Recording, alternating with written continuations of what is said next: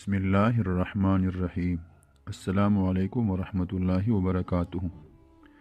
حضرت سیدنا ابراہیم آجوری علیہ الرحمہ فرماتے ہیں، میں ایک یہودی کا مقروض تھا۔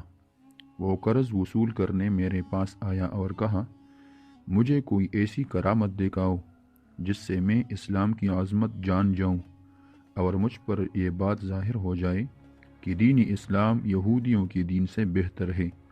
اگر تم کوئی کرامت دکھا دو تو میں مسلمان ہو جاؤں گا۔ میں نے کہا، کیا تم واقعی مسلمان ہو جاؤ گے؟ اس نے کہا، ہاں۔ اسے دین اسلام کی طرف راغب ہوتا دیکھ کر میں نے اس یہودی کی چادر اپنی چادر میں لپیٹی اور اینٹوں کے بھٹے میں ڈال دی۔ پھر میں خود بھٹے میں داخل ہوا اور جلتی ہوئی آگ سے چادریں نکال لایا۔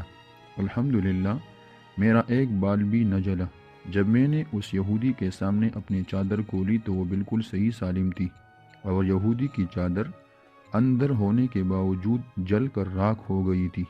اسلام کی یہ حقانیت دیکھ کر وہ یہودی کلمہ شہادت پڑھ کر مسلمان ہو گیا۔